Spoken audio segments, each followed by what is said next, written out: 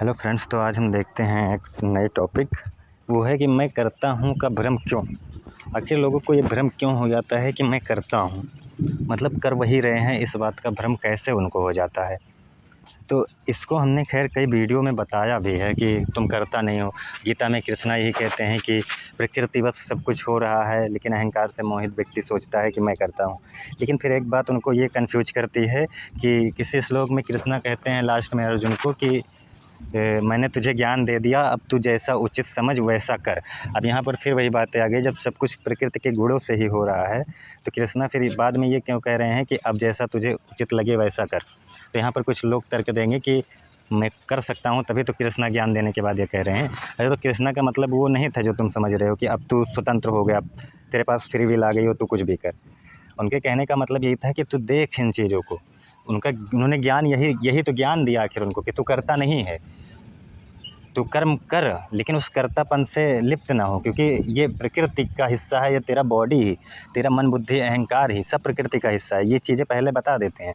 तो कहते हैं अब इस शरीर से कर्म होने दे जो हो रहा है, यही कहते हैं यही तुम्हारा कर्तव्य है, कर्म कर दो। तो यही तो कर्म योग है कि कर्तापन कर्म हो, लेकिन कर्तापन की पकड़ ना हो।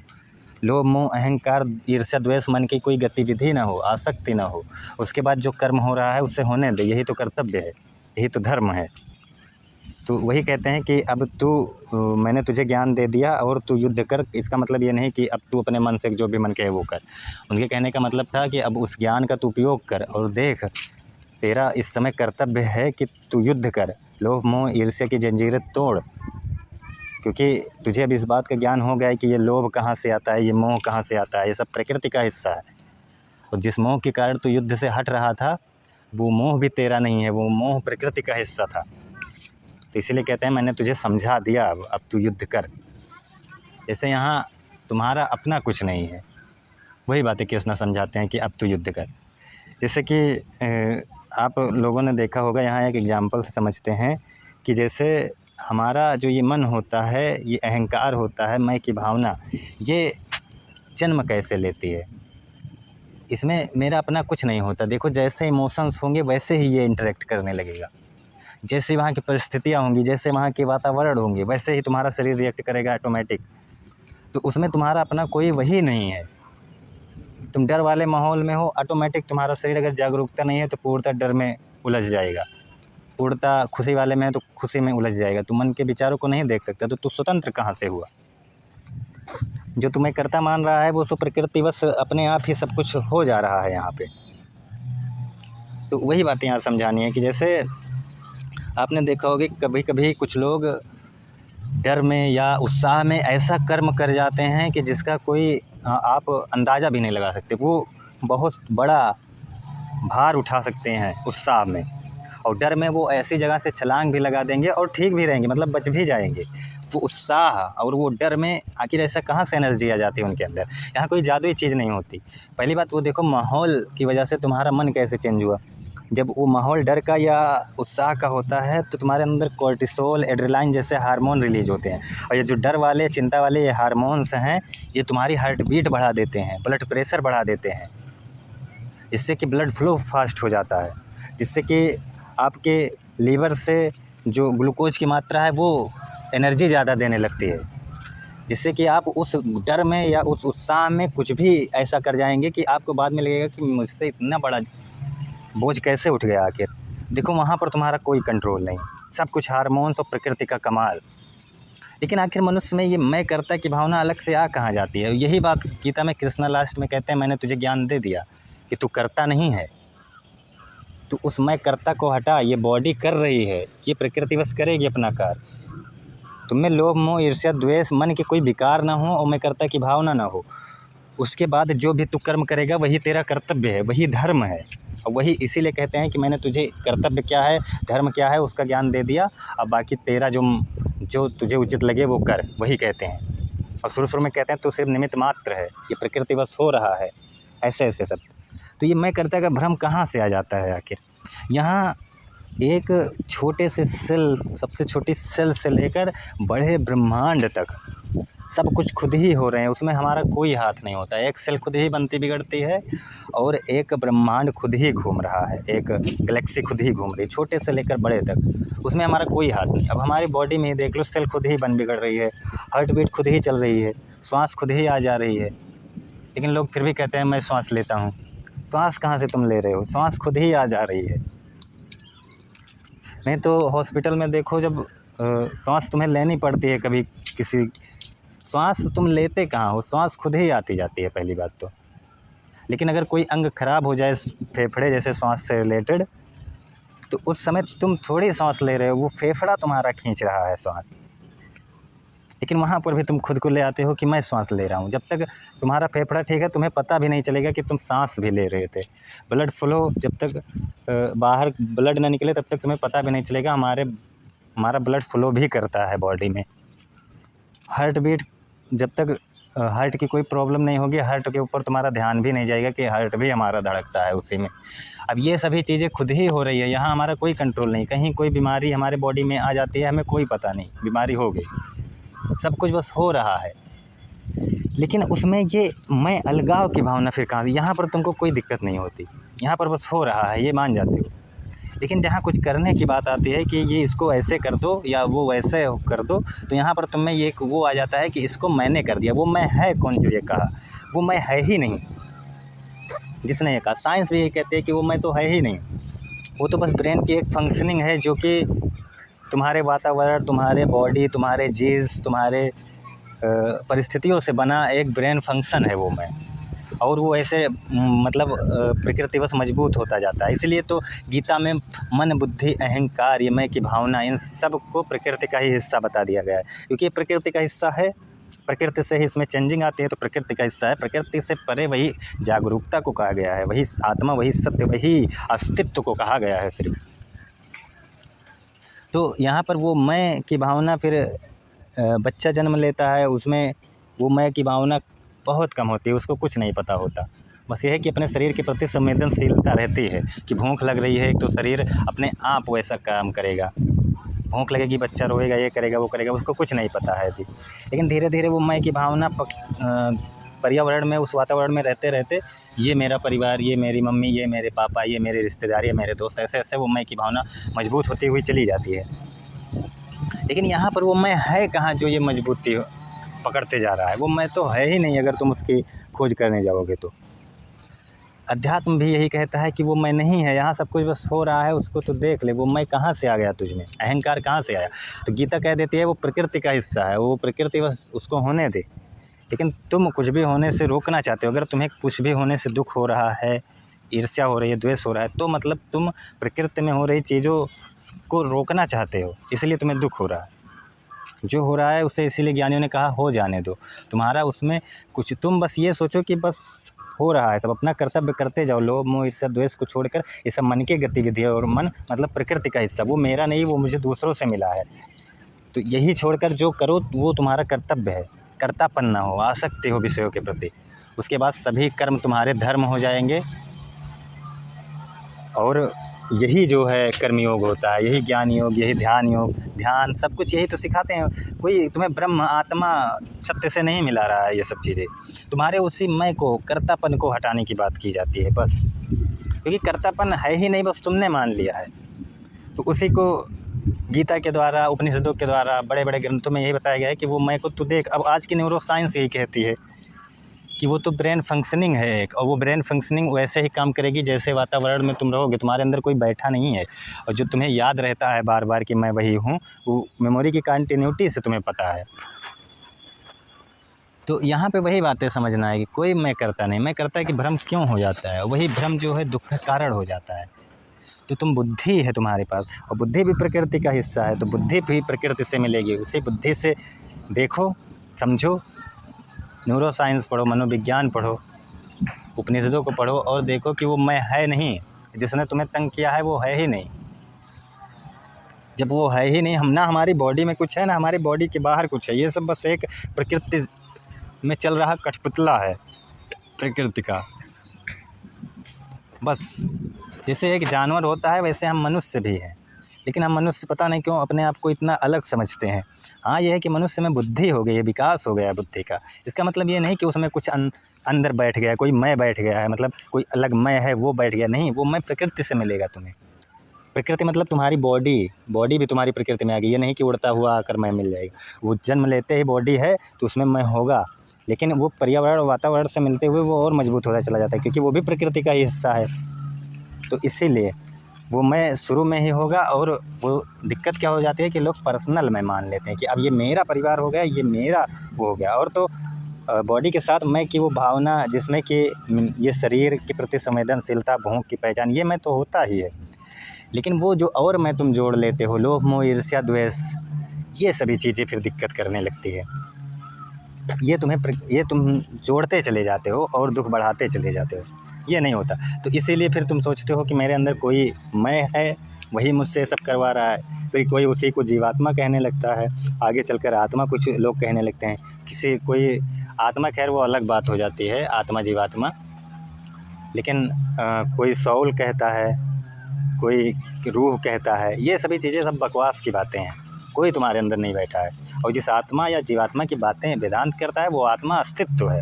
वो पूरा अस्तित्व जिसके अंदर ये सब हो रहा है, वो आत्मा है। ये उस इंग्लिश वाले सोल और ये इस्लाम दर्शन वाले रूह से उस आत्मा की तुलना नहीं हो सकती। वो आत्मा जो है वो ब्रह्म है। ब्रह्म मतलब ब्रह्मांड, मतलब पूरा अस्तित्व है। उस आत्मा की बात यहाँ पर। और तुम जीवात्मा कहोगे तो जीवात्मा बस एक भ्रम है, क्योंकि वो शरीर में वही आत्मा, जैसे एक आकाश सब में प्रकाशित होता है, ये बहुत बार ये एग्जाम्पल दिया गया है। वैसे ही वही आत्मा जब हर बॉडी में होती है प्रकाशित, तो उसी को मतलब एक ही आकाश, जैसे हर बॉडी एक ही आकाश के नीचे है, वैसे ही वो उसी एक अस्तित्व में सभी हैं। तो उसी को ही समझाने के लिए कि इस बॉडी में जीवात्मा, ये जीवात्मा, वो जीवात्मा, इसका मतलब ये नहीं तुमने आत्मा को बांट कर जीवात्मा कर दिया, वो बिल्कुल गलत कह दिया तुमने। वो तो बस दर्शाने के लिए जीवात्मा है। जैसे वैसे ही जीवात्मा तो एक पेड़ में भी है। अगर पेड़ को जीव कहो तो वो भी जीवात्मा हो गई। बस यही बातें।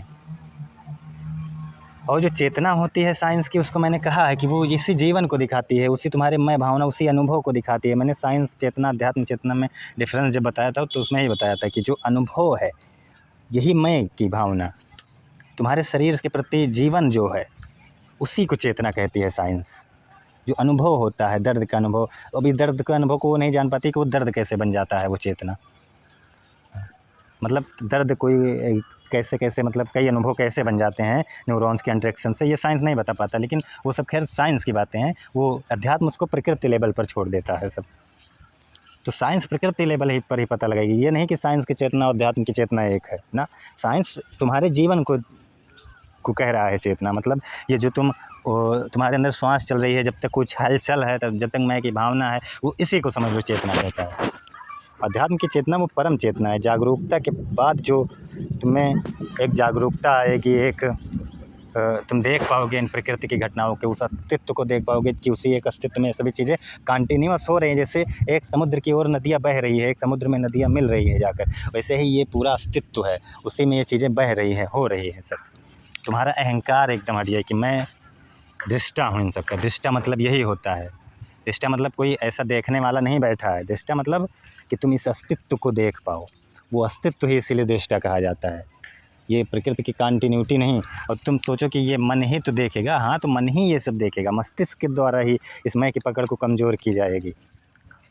लेकिन इसमें ये होगा कब? जब तुम में कोई मैं नहीं होगा तब, क्योंकि ये वही जड़ है, तुम काटोगे उसी से ही। जैसे लोहा लोहे को काटता है, वैसे इस मैं को हटाने के लिए भी इसी मन से ही तुम्हें देखना पड़ेगा। मन बुद्धि से ही तुम उस तरफ जाओगे। ये नहीं कि कोई तुम्हारे अंदर आत्मा बैठा है वो देखेगा ना। जब तुम धीरे धीरे इन्हीं को ही कमज़ोर करते जाओगे, मैं पकड़ को देखोगे, जानोगे, तो ये सब प्रोसेस तुम्हारे मस्तिष्क में हो रही है, तुम्हारे मन में ही हो रही है। ये नहीं कि कोई आत्मा बैठ कर देख रहा है। तब तुम्हें पता चलेगा कि एक स्थिरता तुम में आएगी कि अरे ये बॉडी में तो सब कुछ हो रही है, बस मैं तो एक दृष्टा हूँ, मैं तो वो अस्तित्व हूँ जिसमें ये सब हो रही है। क्योंकि मैं बहूँ क्यों प्रकृति के साथ, मैं तो इन सबको देख पा रहा हूँ। मैं देख पा रहा हूँ कि ये लोभ है, ये ईर्ष्या है, ये मोह है, ये सब मुझे दूसरे से मिल रहा है। मेरा क्या है? कोई मुझे गुस्सा दिला दे, मुझे गुस्सा आ जा रहा है, कोई मुझे खुशी दे, मुझे खुशी आ जा रही है। मैं तो दूसरे पर डिपेंड हूँ। मेरा क्या है अपना यहाँ? लेकिन लोग इसी अहंकार में उलझे रहते हैं कि उसने मुझे गुस्सा कैसे दिलाया। अरे तो तुम हुए क्यों उसके गुस्से दिलाने से? इसका मतलब तुम उसके गुलाम हो फिर, और गुलाम कह दोगे तो वो तुम्हें मारने लगेंगे। मतलब सच्चाई बोलोगे तो तुमको ही मारने लगेंगे, गुलाम कोई नहीं बनना चाहेगा। लेकिन उसके कहने पर तुम गुस्सा हुए तो उसके गुलाम हुए कि नहीं? वही बात है ना, इसी मन की गुलामी को ही निकालने के लिए वेदांत है। तो वही बात है। और ये नहीं कि कोई तुम कहोगे कि आत्मा बैठ कर देखेगी, आत्मा वो अस्तित्व है पूरा। तुम्हें ज्ञान तुम्हारे इन्हीं मन के, तुम्हारे इन्हीं मस्तिष्क के द्वारा होगा। जब इन्हें विषयों की आसक्ति और कर्म के प्रति आसक्ति, कर्तापन का त्याग होगा, तुम देखोगे कि ये सब बस हो रहा है, तो तुम्हारी इन्हीं मस्तिष्क में क्लियरिटी आएगी। इसीलिए साइंस कहता है कि तुम्हारे अग्र मस्तिष्क में वो क्लियरिटी आती है, जागरूकता होती है, तो तुम्हारा अग्र मस्तिष्क एक्टिव होता है। तो वही बात है यहाँ पर। ये नहीं कि जागरूकता कहीं ऐसे उड़ के आएगी तुम्हें, नहीं, तुम्हारा बॉडी ही उस तरह जागरूक होगा। ये प्रकृति का हिस्सा है, वो ब्रह्म प्रकृति से परे है। लेकिन इसका मतलब ये नहीं प्रकृति से परे है का मतलब कि वो देखने वाला फिर कोई और हो गया। तुम्हारे अंदर जब ये क्लियरिटी आएगी, जब तब तुम्हें पता चलेगा कि कोई करता नहीं था मैं, ये शरीर बस कर रहा था अपने आप, भ्रम था कर्तापन का। और मैं जो है इन सबको सिर्फ देखने वाला हूँ, मतलब दृष्टा हूँ। तुम्हारे माइंड में क्लियरिटी आएगी, तुम्हारा इन विषयों से मोह छूटेगा, लोभ छूटेगा, तुम्हारा कर्म के प्रति आसक्ति होगी, कर्तापन का त्याग होगा। तब तुम्हारा यही माइंड क्लियर होगा और तुम उस विराट को फिर देख सकोगे कि ये तो उसी अस्तित्व में सब हो रहे हैं। अब ये देखेगा कौन? इसको फिर कुछ लोग कह देते हैं ये वही अस्तित्व ही देखता है। अस्तित्व में ही तुम्हारी देखेगा, तुम्हारा मन ही, उसमें ये नहीं कि आत्मा आकर बैठ कर देखने लगे, नहीं, तुम्हारा मन ही इतना क्लियर हो जाएगा, तुम्हारा मस्तिष्क इतना क्लियर हो जाएगा, जब विषयों में आसक्ति नहीं रहेगी तो उसको ये अस्तित्व दिखेगा कि हाँ सब कुछ हो ही रहा है, बस मैं तो अब स्थिरता पा जाओगे ना, तो वही अस्तित्व हो जाओगे। तो इसलिए कह दिया जाता है कि वो आत्मा ही दृष्टा है। यहाँ पर जो है ये मन को स्थिर करने के लिए क्यों कहा जाता है? हमारा मन ही तो जागरूक होगा, ये बात सत्य है। अब लेकिन कुछ जगह कह दिया जाता है कि तुम्हारा मन सिर्फ उपकरण है, दृष्टा तुम्हारा जो है ये ऑब्जर्व करता है मन, बाकी ऑब्जर्वर वही है, ये कहा जाता है, वही आत्मा को ऑब्जर्वर कहा जाता है। लेकिन आत्मा वो विराट अस्तित्व है जिसमें ये सभी चीज़ें हो रही हैं, लेकिन वो कहा क्यों जाता है कभी कभी ऑब्जर्वर या ये सभी? तो इसके लिए एक उपमा समझनी पड़ेगी। जैसे कि समुद्र वाला एग्जाम्पल बार बार दिया जाता है, तो समुद्र को यदि तुम वो आत्मा समझो, अस्तित्व समझो, तो उसकी जो लहरें हैं वो ये प्रकृति हैं, और उसमें जो ये लहरों में बूंदें हैं पानी की, ये सभी जो है ये जीव जंतु जो प्रकृति में चल रही है, जीवन ये सभी है। तो यहाँ पर तुम अगर देखो तो वो जो समुद्र का पानी है वो क्या समुद्र से अलग है? लहरों का पानी बिल्कुल अलग नहीं है। समुद्र में लहरें हैं, मेन तो वही समुद्र है ना, पूरा जो स्थिर है उसमें लहरें आ जा रही हैं। तो वैसे ही ये तुम्हारा जो बूंद की तरह शरीर है, ये जो है खुद को उस समुद्र से अलग मानने लग रहा है, इसमें जो है अहंकार आ गया है। तो इसलिए कहा जाता है मन को कंट्रोल करो, इन विषयों से हटाओ मन को, फलों से आसक्ति हटाओ, कर्तापन को छोड़ो। इसीलिए कहा जाता है क्योंकि ऐसा करने पर तुम इस लहर को देख सकोगे कि ये कंटिन्यूटी चल रही है।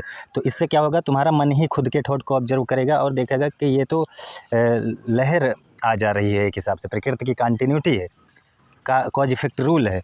तो इसमें क्या होगा, तुम्हारे मन में स्थिरता आएगी, और समुद्र भी स्थिर और वो बूंद भी अब स्थिरता पाएगी। तो समुद्र और बूंद स्थिर होकर उसको पता चल जाएगा कि फिर वो एक में हो जाएंगे, उनको पता चल जाएगा कि मैं तो वही समुद्र ही हूँ, वो बूंद समझ जाएगी। फिर वैसे ही जब तुम्हारे मन में स्थिरता आएगी तो तुम इस प्रकृति में हो रही कंटिन्यूटी को देख सकोगे और कहोगे मैं तो वही विराट अस्तित्व हूँ। ये कंटिन्यूटी जो है, ये प्रकृति में विचार आना, शरीर बड़ा होना, ये सब आती जाती रहती है, लेकिन ये सब जानेगा कौन? मेरा मन ही, हमारा मन ही जानेगा, कोई आत्मा नहीं जानेगी। वो आत्मा इसलिए कह दिया जाता है, बहुत बार कहा होगा मैंने भी, वेदांत भी कहता है कि दृष्टा वही है, अस्तित्व वही है, वो पूरा अस्तित्व को दिखाता है। फिर इससे क्या फ़ायदा होता है? मैंने कहा है कि ये वेदांत साइकोलॉजी बहुत बड़ा खेलता है। तो इससे क्या फ़ायदा होता है कि तुम्हारे मन को डायरेक्ट वहीं स्थिरता की ओर पहुँचाया। अगर कह दिया जाता है कि ऑब्जर्वर वही है जो विराट अस्तित्व है, तो इसका मतलब तुम्हारे अंदर कोई मैं नहीं है पर्सनल, वो यही दिखाना चाह रहा है। कि नहीं तो तुम अभी क्या करोगे कि तुम खुद के मस्तिष्क को अलग समझोगे, सबके मस्तिष्क को अलग समझने लगोगे। तो इसलिए कह देता है कि ऑब्जर्वर ही वही है, तुम्हारा माइंड तो बस एक इंस्ट्रूमेंट है, लेकिन ऐसा नहीं है। तुम्हारा माइंड ही ऑब्जर्व करेगा, वही जागरूक होगा उसके प्रति। दोनों एक ही बातें हैं, बस माइंड तुम्हारा क्या है कि उसको ऑब्जर्व कर रहा है, उस विराट अस्तित्व को। तो यही जो है डिफरेंस है। डिफरेंस नहीं है इसमें, बस समझने में दिक्कत है कि तुम्हारा मन जब स्थिर होगा तब इस कंटिन्यूटी को देख सकेगा और वो स्थिरता पाएगा उस विराट अस्तित्व को देखने में, जिसमें कि ये सभी चीज़ें हो रही हैं। ये चीज़ यहाँ पर समझनी है। तो यही है कंटिन्यूटी का वो। खैर आज के लिए इतना ही, धन्यवाद।